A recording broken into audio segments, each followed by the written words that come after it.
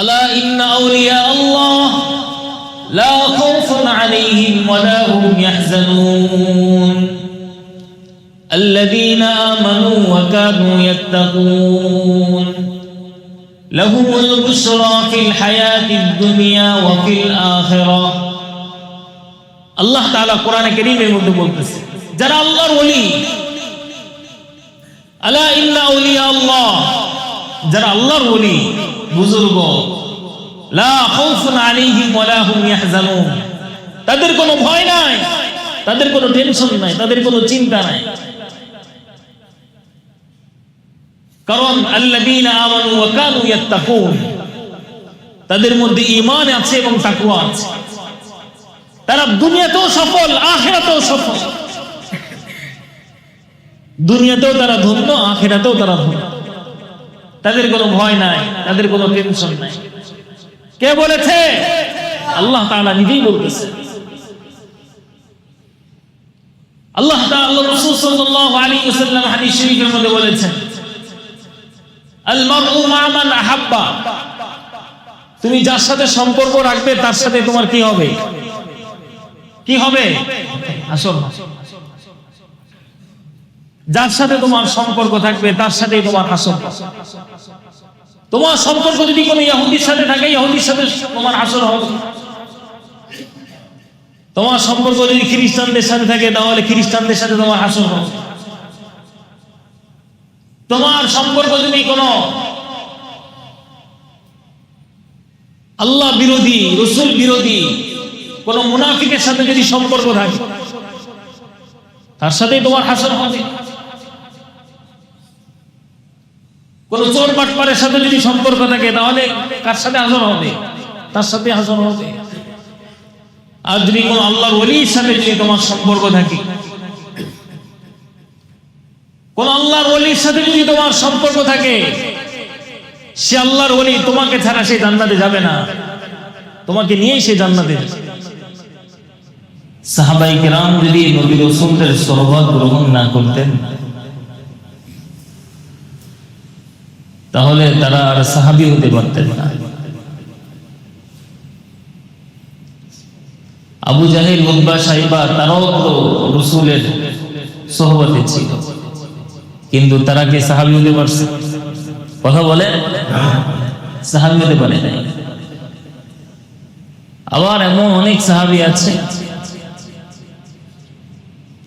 রাসূলের সান্নিধ্যে কিছু সময়ের জন্য ছিলেন আল্লাহ রাসূল সাল্লাল্লাহু আলাইহি ওয়াসাল্লামকে একবার এক নজরে দেখছেন একবার মাত্র দেখছেন একবার দেখছেন সচক্ষে দেখছেন ঈমান অবস্থায় মারা গেছেন তিনিও রাসূলের সাহাবী হয়ে গেছেন কিছু সময়ে সুহবত রাসূলের সাহাবী হিসাবে তিনি লিপিবদ্ধ হয়ে গেছেন তার ব্যাপারে আল্লাহ তাআলা বলেন রাদিয়াল্লাহু আনহুম ওয়া রাদু আন আমি আল্লাহ তাদের উপর সন্তুষ্ট তারাও আমার উপর কি সন্তুষ্ট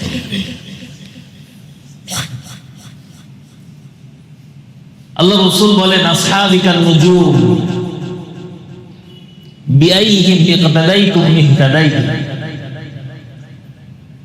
যে আমার এক একটা সাহাবী তারকা তুল্য আপনা থেকে আপনা কোন সাহাবীকে যদি অনুসরণ করো তাহলে তুমি জান্নাতি হয়ে যাবে সুবহানাল্লাহ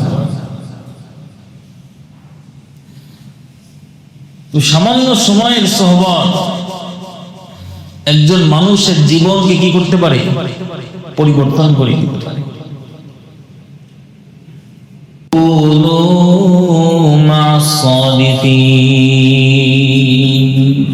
হে ঈমানদারগণ তোমরা আল্লাহকে ভয় করো এবং নেককার সালিহিনদের সঙ্গে থাকো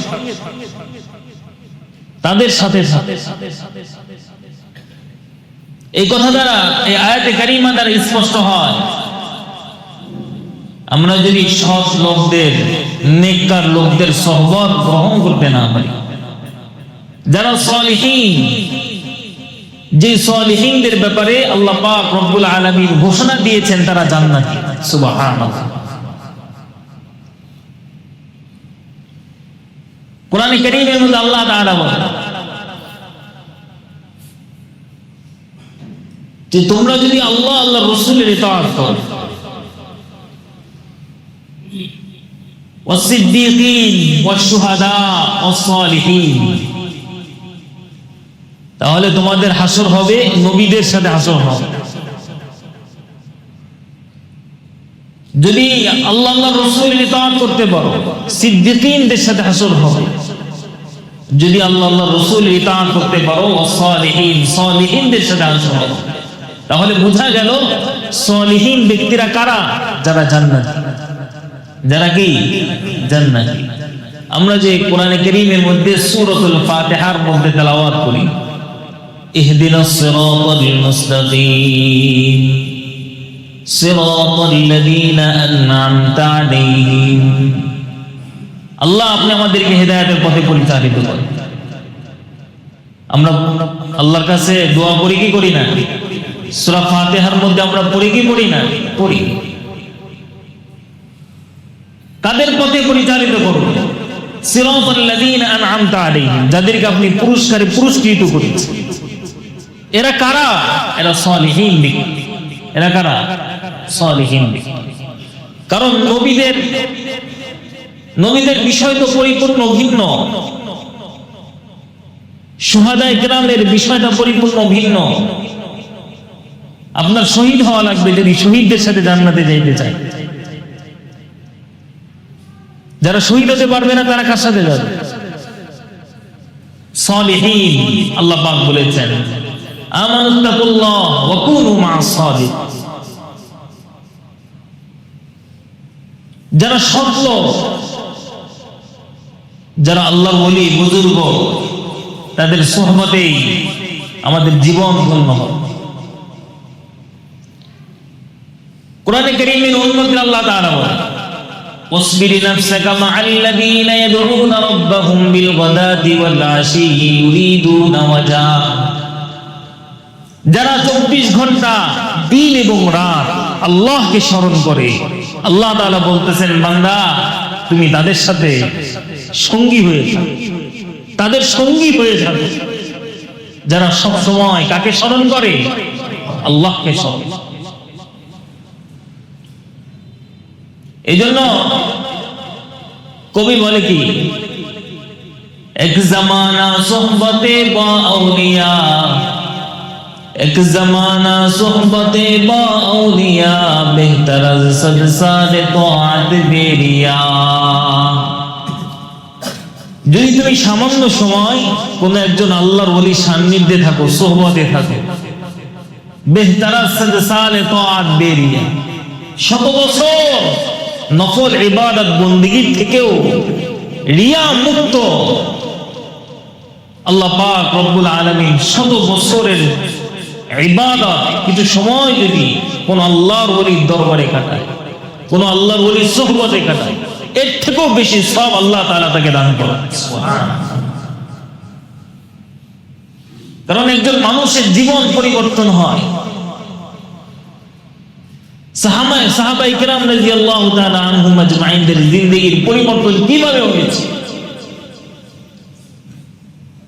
রাসূলের সান্নিধ্যে কিছু সময়ের জন্য থেকেছে, জীবন পরিবর্তন হয়ে গিয়েছে। সাহাবায়ে কেরামের সান্নিধ্যে তাবিঈনরা থেকেছে, তাবিঈনদের জিন্দেগী পরিবর্তন হয়ে গেছে। তাবিঈনদের সোহবতে তাবিঈনরা থেকেছে, তাবিঈনদের জিন্দেগীর পরিবর্তন হয়ে গেছে। কোন আল্লাহর ওলির সোহবতে যদি কেউ থাকে তাহলে আল্লাহ তাআলাও তার জিন্দেগীর পরিবর্তন করে দেন। সুবহানাল্লাহ।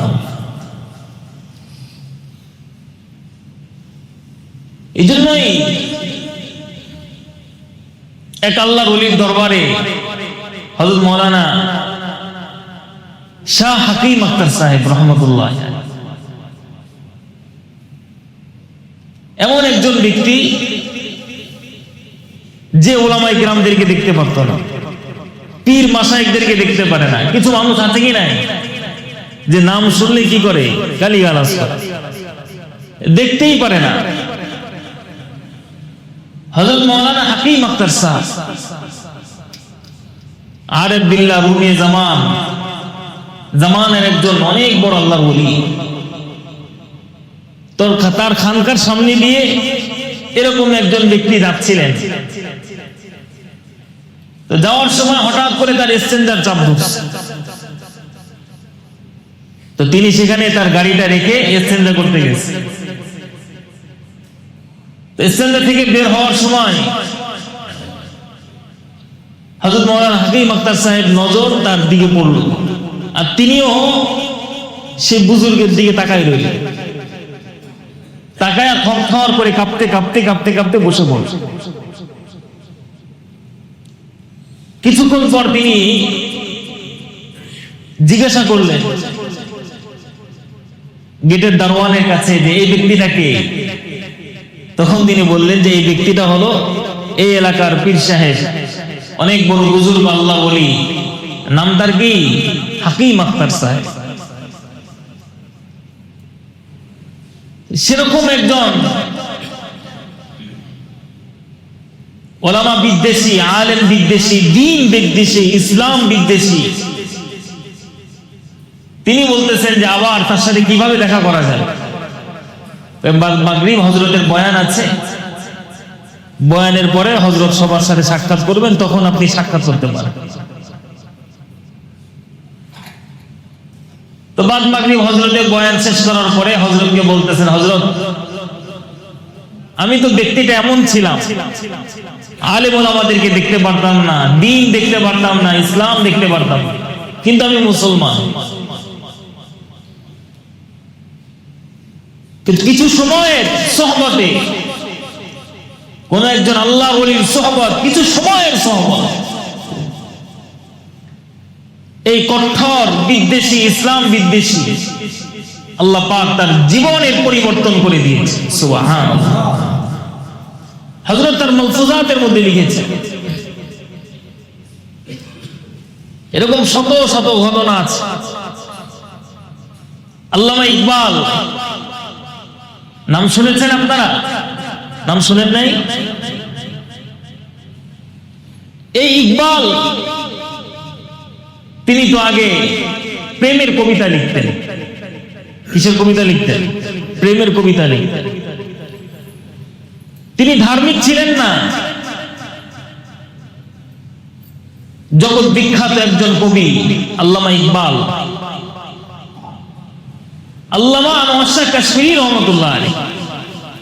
ভাই বুজুর্গদের কথাগুলো শুনেন। আল্লামা আনোয়ার শাহ কাশ্মীরি রহমতুল্লাহ আলাইহি হঠাৎ একবার ইকবালকে ডাকলেন, যে ইকবালের কাছে একটা দাওয়াতনামা দিলেন যে আনোয়ার শাহ কাশ্মীরি রহমতুল্লাহ আলাইহি তিনি কি করছেন, আপনাকে দাওয়াত করছেন।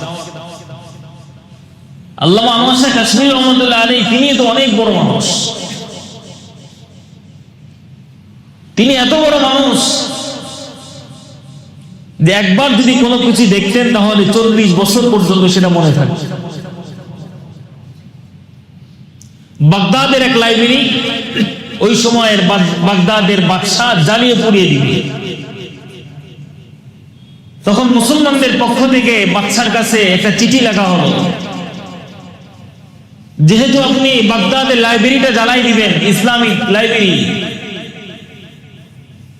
তা আমাদের অনেক কিতাব হারিয়ে যাবে, অনেক হাদিস হারিয়ে যাবে, অনেক গ্রন্থ হারিয়ে যাবে। আমাদেরকে কিছু সময়ের জন্য 2-3 দিন একটা সময় নির্ধারণ করে দেন, আমরা ওই সময় ওই কিতাবগুলো মোতালা করি, পরবর্তীতে যেন আবার লিপিবদ্ধ করতে পারি। বাচ্চা তার পক্ষ থেকে 3 দিন সময় দিলেন।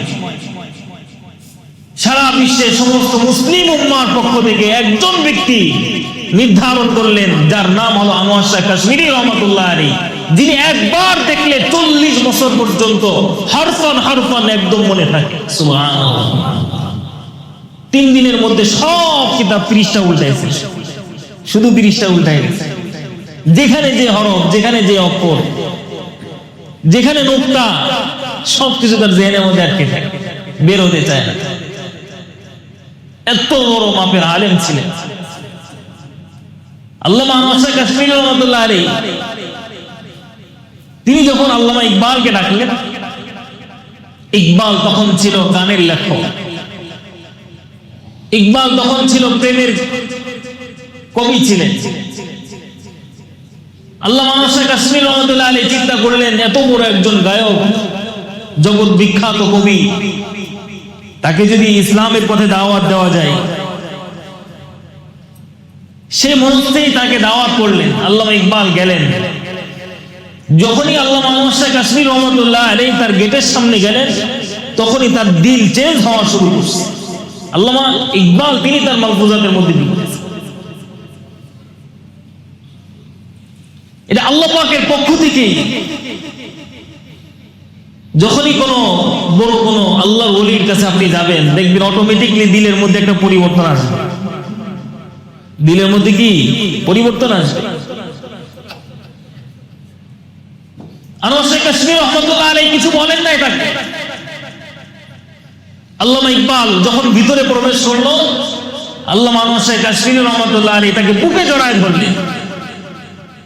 বুকে জড়ায় ধরে বললেন, কেন তুমি গানের কবিতা লেখো? তুমি তো ইকবাল, তুমি তো আল্লাহর কবিতা লিখবে, রসুলের কবিতা লিখবে, ইসলামের কবিতা লিখবে, তুমি গানের কবিতা কেন লেখো? এই কথা বলে তিনি ছেড়ে দিলেন, যাও। এরপর থেকেই এই ইকবালের নামের সঙ্গে আল্লামা লেখা হয়। আল্লামা ইকবাল তো এমনি বলেন নাই, কোন আল্লাহর ওলির সোহবত যদি আমাদের জীবনে না আসে, আমরা কখনো সফল হতে পারব না। আমরা আমাদের জিন্দেগির গুনাহের মধ্যে যেভাবে কাটাই, এই গুনাহ নিয়ে আল্লাহর সামনে আমরা দাঁড়াইতে পারবো না। এই জন্য আল্লাহকে যদি আমরা পাইতে চাই, তাহলে আল্লাহ ওলির সোহবতে যাইতে হবে। যেমন মাছওয়ালার কাছে গেলে কি পাবেন? মাছ পাবেন না সবজি পাবেন? মাছ পাবেন। রিক্সাওয়ালার কাছে গেলে রিক্সা পাবেন। চাউলওয়ালার কাছে গেলে চাউল পাবো। ঠিক তেমনি ভাবে যদি আমরা আল্লাহকে পাইতে চাই, তাহলে আমাদের কার কাছে যাইতে হবে? আল্লাহর ওলিদের কাছে যাইতে হবে। আল্লাহর ওলিদের সাথে শত্রুতা পোষণ করা যাবে না। আল্লাহ রাসূল সাল্লাল্লাহু আলাইহি ওয়াসাল্লাম হাদিস শরীফের মধ্যে বলেছেন, মান আদালি ওয়ালিয়ান ফাকাদ আযানতাহু বিল হারব। কোন ব্যক্তি যদি আমার কোন বন্ধুর সাথে, কোন আল্লাহর ওলির সাথে যদি শত্রুতা পোষণ করে, আল্লাহ তাআলা বলতেছেন আমি তার সাথে যুদ্ধ ঘোষণা করব। আল্লাহ এটা সহ্য করে না। আল্লাহ এটা কি করে না? সহ্য করে। এই জন্য আমাদের সকলের উচিত আমাদের জিন্দেগির পরিবর্তন হওয়ার জন্য, জীবনের শান্তি যদি আমরা আনতে চাই, তাহলে অবশ্যই কোন আল্লাহ ওলির সোহবতে থাকা। আল্লাহর ওলিদের সোহবত ছাড়া কখনো কেউ আল্লাহর ওলি হতে পারে না। কোন বুজুর্গের সোহবত ছাড়া কেউ বুজুর্গ হতে পারে না। যেমন ব্যবসায়ী মানুষ যদি ব্যবসায়ী হতে চায়, তাহলে কোনো ব্যবসার সাথে সম্পর্ক রাখতে হয়। ব্যবসায়ীদের সাথে সম্পর্ক রাখতে হয় কি হয় না? হয়। কেউ যদি রাজনীতিবিদ হতে চায়, তাহলে রাজনীতিবিদদের সাথে সম্পর্ক রাখতে হয়। ঠিক তেমনি ভাবে কেউ যদি আল্লাহর ওলি হতে চায়, তাহলে অবশ্যই তার আল্লাহ ওয়ালাদের সাথে সম্পর্ক রাখতে হয়। কারণ আল্লাহ তাআলা নিজেই বলতেছেন,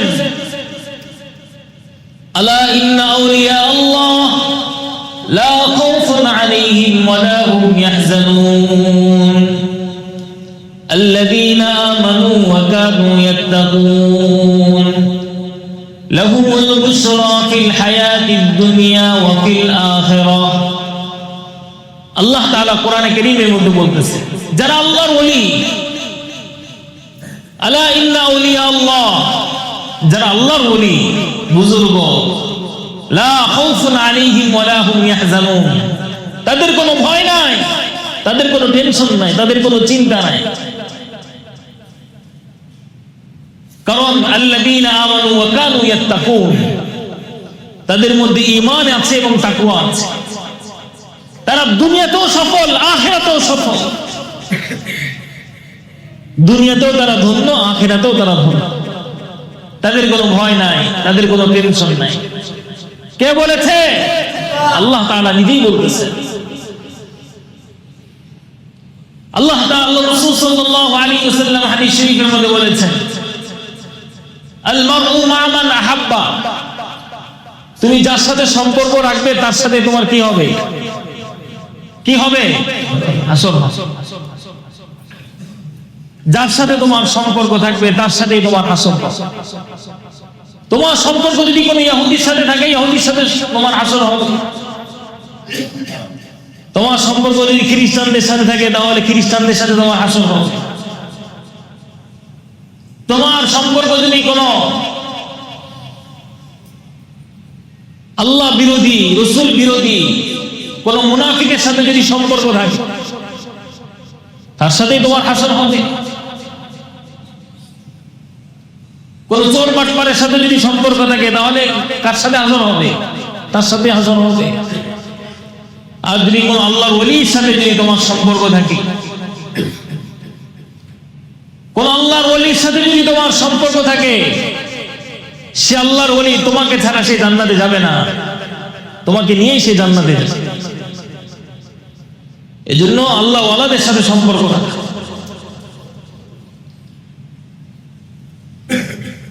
আল্লামা ইকবাল চমৎকার করে একটা কথা বলেছেন, अगर ये तू नहीं मेरा तो कोई शय नहीं मेरी, अगर ये तू नहीं मेरा तो कोई शय नहीं मेरी, जो तू मेरा तो सब मेरा, फलक मेरा ज़मीन मेरी, जो तू मेरा तो सब मेरा, फलक मेरा ज़मीन मेरी।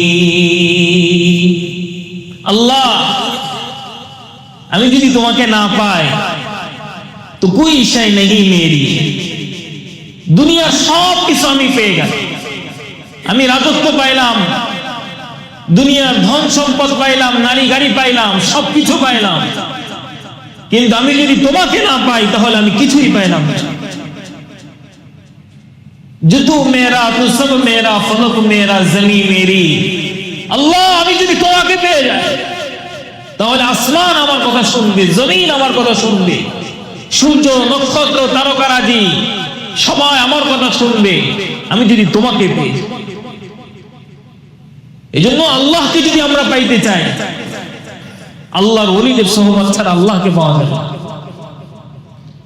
আল্লাহ তাআলা তো নিজেই বলতেছেন কথা, ওয়াসবির নাফসাকা মাআল লাযীনা ইয়াদউনা রাব্বাহুম বিল গাদাতি ওয়াল আশি, যারা সকাল সন্ধ্যা সব সময়ের জন্য আল্লাহকে স্মরণ করে, বান্দা তুমি তার সাথে থাকো, তার সঙ্গী হয়ে থাকো, তাকে ছেড়ে দিও না। তাকে হাতছাড়া করলে আখিরাত হাতছাড়া হয়ে যাবে। এই জন্য কোন আল্লাহর ওলিদের সোহবত এতটাই বেশি গুরুত্বপূর্ণ, এত বেশি গুরুত্বপূর্ণ। আমাদের ঈমান, আমাদের আমল যদি আমরা ঠিক করতে চাই, ঠিক রাখতে চাই, কোন একজন আলেমের সোহবতে থাকা। আমরা যদি আমাদের শয়তান থেকে বাঁচতে চাই, নফস থেকে বাঁচতে চাই, মোবাইলের গুনাহ থেকে বাঁচতে চাই, পরিবেশের গুনাহ থেকে বাঁচতে চাই, বন্ধু বান্ধবের গুনাহ থেকে বাঁচতে চাই, তাহলে কোন আলেমের সোহবতে থাকা, কোন আল্লাহর ওলির সোহবতে থাকা।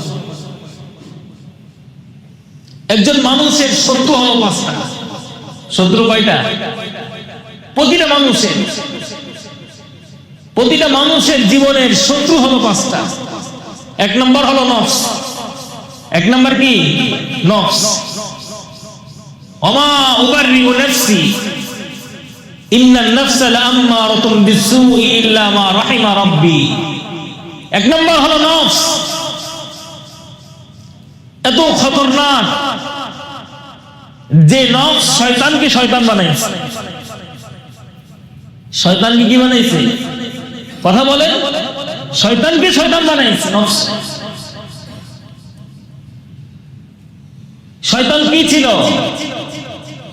শয়তান তো মুআল্লিমুল মালায়েকা, ফেরেশতাদের মুআল্লিম ছিল শয়তান। ফেরেশতাদের সরদার ছিল। ফেরেশতাদের শিক্ষক ছিল কে? কথা বলেন কে? শয়তান, ফেরেশতাদের শিক্ষক। সে শয়তান শয়তান হলো কিভাবে? এই শয়তান করেছে নফস। নফস এত খারাপ জিনিস, নফস এত খারাপ। কারণ ওই নফস শয়তানের মধ্যে লেগে তার মধ্যে জাহির করেছে তুমি তো আগুনের তৈরি। তুমি কিসের তৈরি? আগুনের তৈরি। তুমি কেন আদমকে সেজদা দিলে? আদম তো মাটির তৈরি। ওয়াইদ কুলনা লিল মালাইকাতি ইসজুদু লিআদম ফাসাজাদু ইল্লা ইবলিস আবা ওয়াস্তাকবারা ওয়া কানা মিনাল কাফিরিন।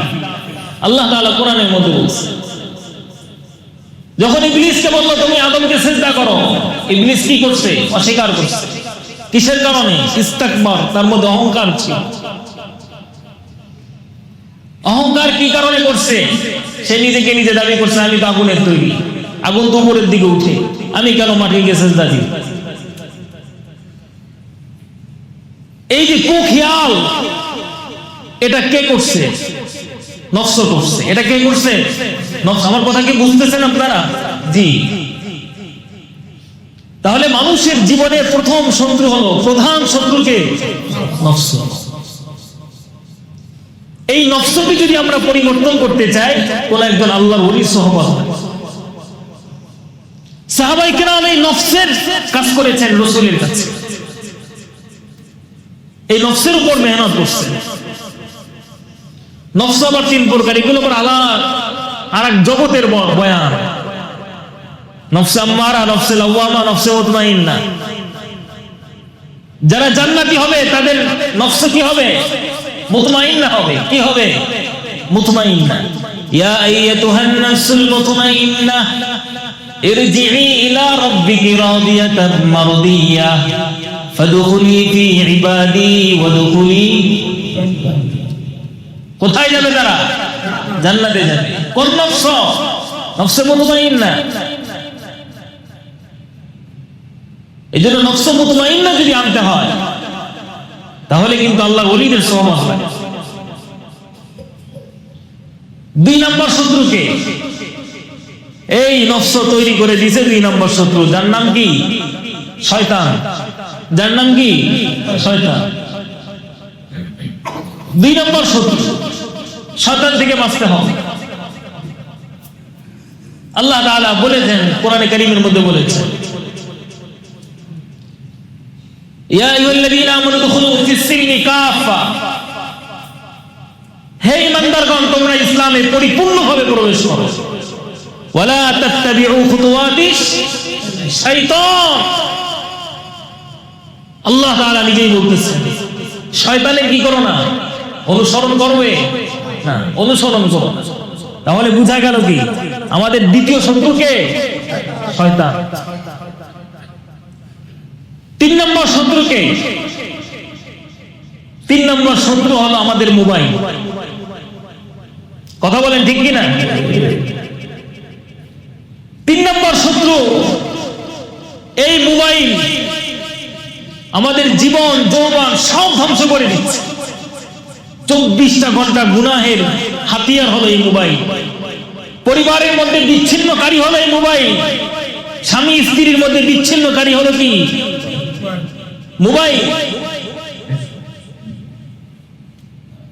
মোবাইল হলো আমাদের সব থেকে বড় শত্রু। বাচ্চারা এখন মোবাইল ছাড়া ভাত খায় না। কথা বলে ঠিক কিনা? ওই দিন একজনের বাসায় মেহমানদারি দাওয়াত ছিল। ঢুকলাম, ঢোকার পরে ছোট বাচ্চা কান্নাকাটি করতেছে। আমি বললাম যে কান্না থামানোর চেষ্টা করে। বলে হুজুর মোবাইল ছাড়া সে কান্না থামে। মোবাইল ছাড়া কি কান্না থামবে না? যে কান্না থামাইতে হয় মোবাইল দিয়ে না। বয়স হলো 18 মাস। কি আজীব অবস্থা আমাদের! কোথায় পরিবেশ চলে গেছে? আমাদের পরিবেশ কোথায় আছে? এই মোবাইল আমাদের পুরো পরিবেশ থেকে ধ্বংস করতেছে, আমাদের জীবন ধ্বংস করতেছে, পরিবার ধ্বংস করতেছে। যুব সমাজ নষ্ট হওয়ার সবথেকে বড় মূল কারণ হলো এই মোবাইল। এজন্য একজন আল্লাহর ওলি বলেছিলেন, এই মোবাইল হলো জাহান্নামের লাকড়ি। এখন থেকেই তোমাকে ধরানো শুরু করছে, ধরাইতে ধরাইতে তোমাকে জাহান্নামের মধ্যে নিক্ষেপ করবে এই মোবাইল। অনেক মহিলারা এমন আছে, স্বামী ছাড়তে পারবে কিন্তু মোবাইল ছাড়তে পারবে না, আছে কি নাই?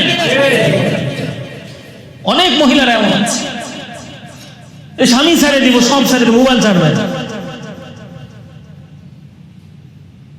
আবার অনেক ছেলে মেয়ের এমন আছে, বাপ মা ছেড়ে দিবে কিন্তু মোবাইল ছাড়বে না। কোথায় নিয়ে গেছে এই মোবাইল? আমাদের ঈমান, আমাদের আমল ধ্বংসের সব থেকে বড় মূল কারণ হলো এই মোবাইল। কি না এমন সারা রাত বাস চলতেছে, এক রুমের মধ্যে ওয়াইফাই লাইন দিয়ে বাস গুনাহের কাজ চলতেছে। দিন শেষ হয়ে যায় যুবকের, রাত শেষ হয়ে যায় যুবকের, কোনো খবর নাই।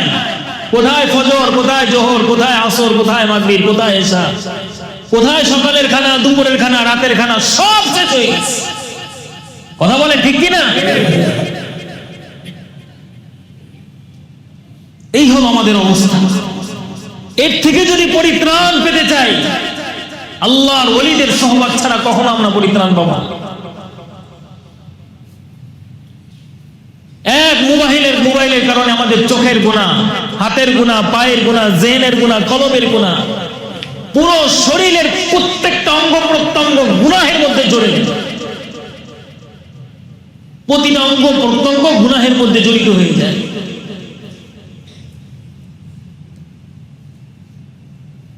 এই জন্য এটা মোবাইল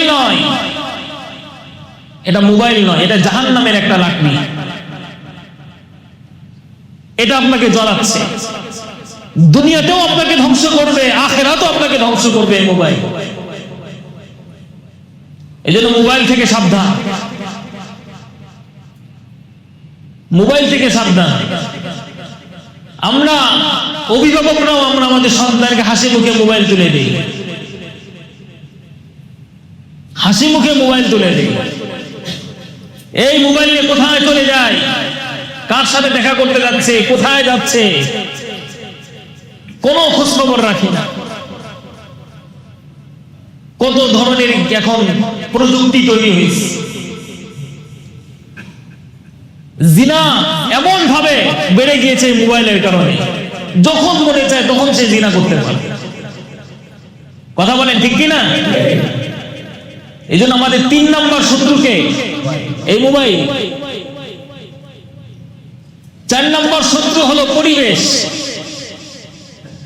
4 নম্বর শত্রু কি? পরিবেশ। পরিবেশটাও এমন হয়ে গেছে যে গুনাহ ছাড়া কোনো কিছুই পরিবেশ সন্তুষ্ট না। আপনি একটা বিবাহ করাইতে যাবেন, পরিবেশের কারণে আপনার গান গাওয়ানো লাগবে, সেখানে নর্তকী আনতে হবে, সারা রাত গান বাজনা চলবে। মানুষ কি বলবে? গরিব মানুষ, তারপরও লক্ষ লক্ষ টাকার ঋণ করে হলো এই সমস্ত কাজগুলো পরিবেশের কারণে করে। করে কি করে না? করে। মুখ দেখাইতে পারবে না, এরকম অহরহ আমাদের গুনাহ চলতেছে। 4 নম্বর কি? পরিবেশ। আপনি কেন পরিবেশের মুখাপেক্ষী হবেন? পরিবেশের মুখাপেক্ষী হওয়া যাবে না। দুনিয়াতে আপনি একা এসেছেন, যাইতে হবে একা, পরিবেশ নিয়ে আপনি যাবেন না। আপনি কি পরিবেশ নিয়ে যাবেন? পরিবেশ নিয়ে তো আমি যাব না। অর্থাৎ যেই পরিবেশ আপনাকে গুনাহের দিকে ধাবিত করে, সেটা কখনো পরিবেশ হতে পারে না। সেটা কখনো পরিবেশ হতে পারে? কখনোই নয়। 5 নাম্বার শত্রু হলো আমাদের সব থেকে বড় শত্রু, খারাপ বন্ধু, খারাপ সঙ্গী। খারাপ সঙ্গী হলো সব থেকে বড় শত্রু। দেখবেন আপনি ভালো মানুষ, কিছুটা ভালো, খারাপ বন্ধুদের সাথে চলবেন, আপনার খারাপ অটোমেটিকলি আপনি হয়ে যাবেন। খারাপ কি অটোমেটিকলি হয়ে যাবে। খারাপ বন্ধুদের সাথে আড্ডা দিচ্ছেন, অটোমেটিকলি বিভিন্ন গুনাহের মধ্যে আপনি জড়িয়ে যাবেন। এজন্য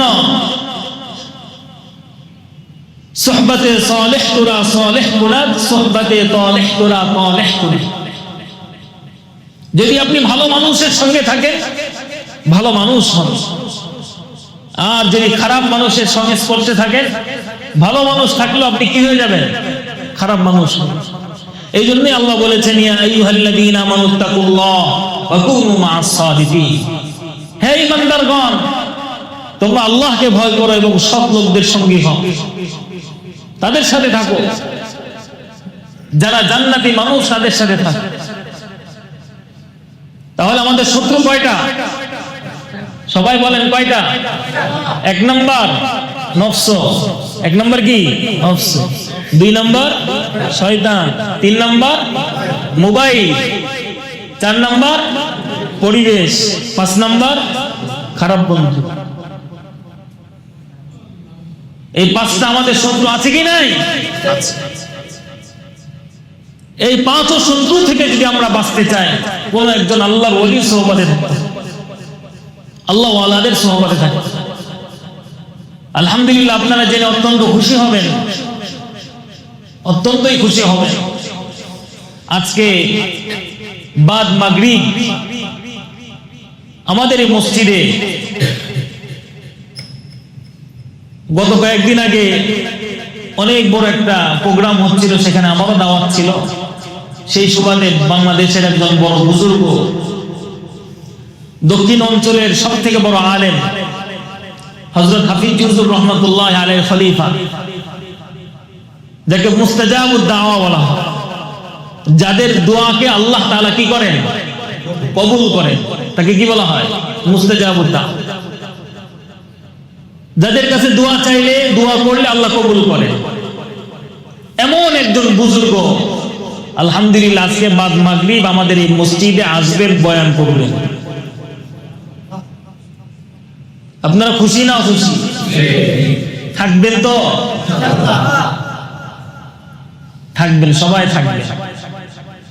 সবার কাছে অনুরোধ রাখবো, হযরত মাওলানা শাহ আকরাম আলী হাফিজাহুল্লাহ অনেক বড় বুজুর্গ মানুষ, দেশ বিদেশ থেকে মানুষ তার সাথে দেখা করার জন্য আসে।